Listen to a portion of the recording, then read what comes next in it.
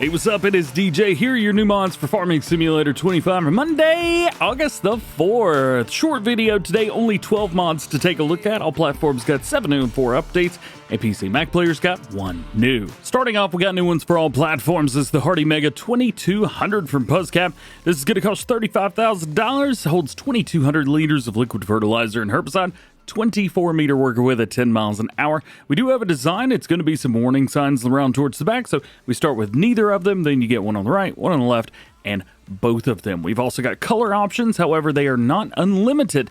They would be if you have the unlimited color mod, but I have that turned off whenever I'm doing mod reviews. So there you go, there you go, there you go. So you can change stuff up a little bit, but nothing too wild and crazy. Next one on the list is the L120H, L180H multiple pallets, forks, frames. It is branded under the Volvo branding, and it will actually hook up to your 120 or 180, and it holds 4 pallets. Absolutely insane.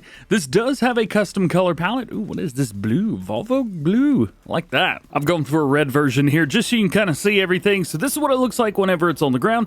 When we connect, everything spreads out. You are not able to move those like you would be normal pallet forks, so just be aware of that. So it's just going to be 4 standard pallet forks. Goodness gracious. How does this line up with 4 pallets? Not sure if Ronnie Ram pallets are the best ones to showcase this with or not, but I have gone for them in a squared off way. So you've got they're spread out, wow, they're spread out long ways, and this is gonna fit perfectly fine. Get it all the way down. I am not a front loader user. You've probably seen from my videos how bad I am at it. Actually, you know what? You could easily fit 8 on here. Yee-hoo! Look at that. That's what I'm talking about. Now we got the Tailor Shop, and this is a slightly modified version of the one that we've already got in the game. This is actually the exact same model and everything as the small Tailor Shop that we have.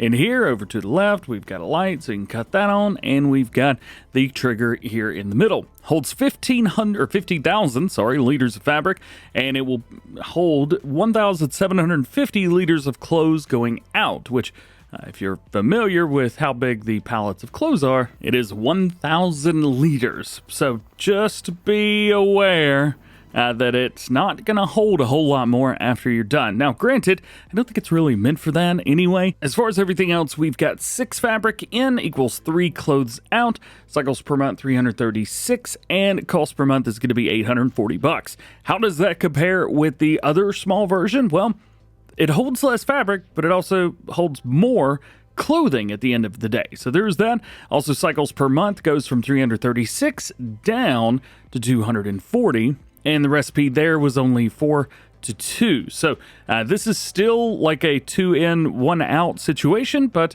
we do have more cycles per month, which is quite nice. Oh, and if you want to compare it with the other Tailor Shop, there's really no comparison. I mean, the other one holds 96,000 in and 48,000 out. So again, this is not really made for that. Next one on our list is the old Sheepfold. It is a sheep and goat pen for 250 animals. There's also a bale loft up top and manual water supply. $115,000 for this.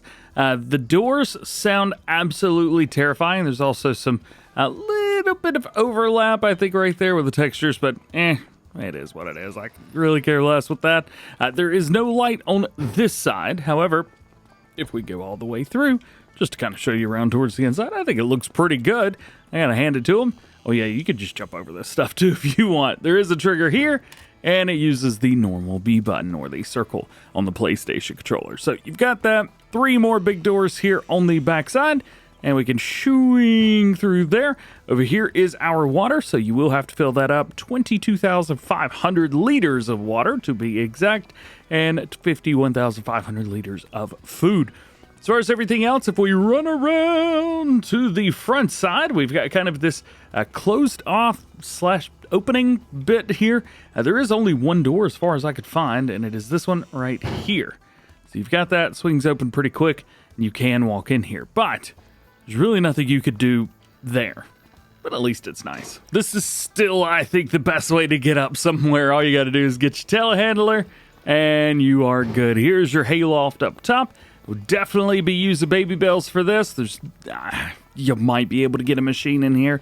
If you're lucky, maybe you can get it to clip through the wall or something. But yeah, I think you're going to be using a lot of handbells, so just be ready for that. Also, it's got a really good light up top. It's also worth mentioning that you cannot expand the pasture any more than this. After you delete it, you will get this patch of grass, so, well, if you're just taking a look at it, be ready to cover that up. Tell you what, I like days like this, when we only have a couple mods and you only have a couple placeables, you can actually show everything. We got more to go. Next one is our small garage with workshop. This can be found exactly where you would expect in your placeables and tools category. Sometimes places with shop triggers are other places, but that's where they go. The first bay right here is 2 garage doors. So you've got a smaller 2 bay here. You've also got your light right here. Click. And you turn that on and off. This one is a single bay, so a little bit smaller. It's also been made by the same person who made the Sheepfold, so the buttons are exactly the same. They are that like super dark red small button. This is, I think, a brand new button. I'm not used to seeing that, but it turns green whenever it's on. So I think that's very, very cool. And then lastly over here, this one you've got a door and you've got a place to pull in a vehicle. And this is where your trigger is. So you can work on your vehicles there. And it looks like there's our button. So for each one of these, it's just going to be inside to the left. Perfect. As always, a good day when we've got a new building from ICAS. This one is the Old Barn with Flag. There is no customization for this, unlike most of ICAS buildings. You just got the stars up top, and you've got the American flag on one side. Very, very nice building. We got 2 doors. We've got the big main doors right here, and we also have the man door, the people door over there on the other side.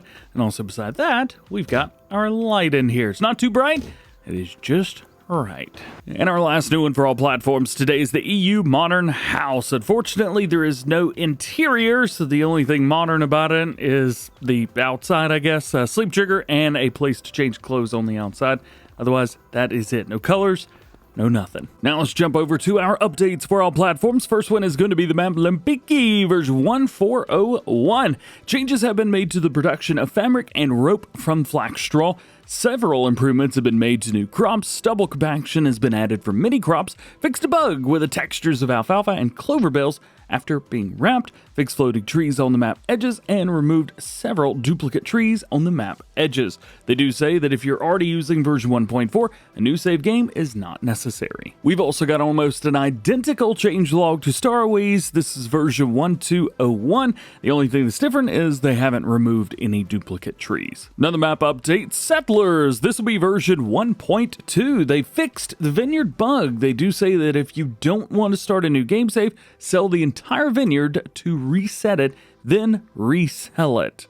There you go. They've also added stubble destroying, and then plant wheat and barley in summer and modify the graphic details and decorations. It does not require a new game save, but is recommended. However, you do have that workaround for the vineyard stuff. And lastly, we have the pack front shed version number 2 at the top. Added a bale shed for 35,000 bucks, holds 1,400 bales. Goodness gracious. All right, and we got one new one for PC and Mac players. It is Szpakowo. This is actually just a PC and Mac only version of the crossplay setup, and so there's a couple differences, couple changes, things like that. So this one's got multi-terrain. It's got increased crop grid density, which means narrower tram lines, especially when using precision farming, although it did look like 1 or 2 crops already had tram lines.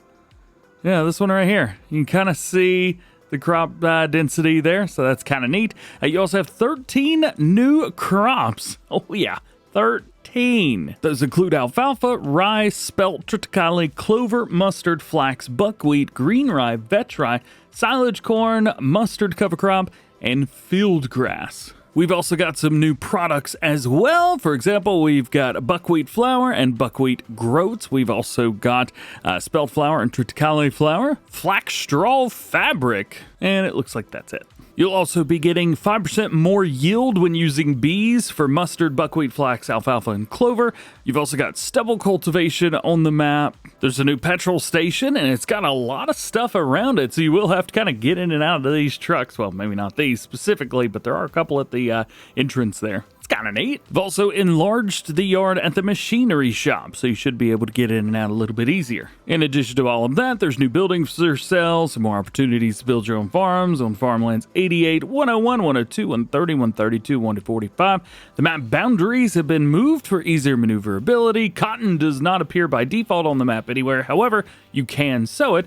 They've simplified the shape of several fields and farmlands, increased the tree limit, and many improvements and fixes. Oh, that's the edge of the map right there. Goodness gracious, they did a good job blending that one. And that is it. As I said, not a big day today for mods, but we still got some, and that is always better than none. Hope you enjoyed this video. Drop a like on it if you did. Get subscribed if you're new. Join the DjGoHam fam.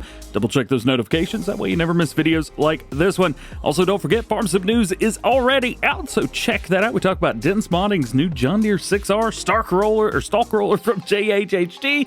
Alma, Missouri's update. Heads up, it's still pending testing. Nonetheless, hope you have an awesome day. Happy Monday to you. We'll catch you in the next one.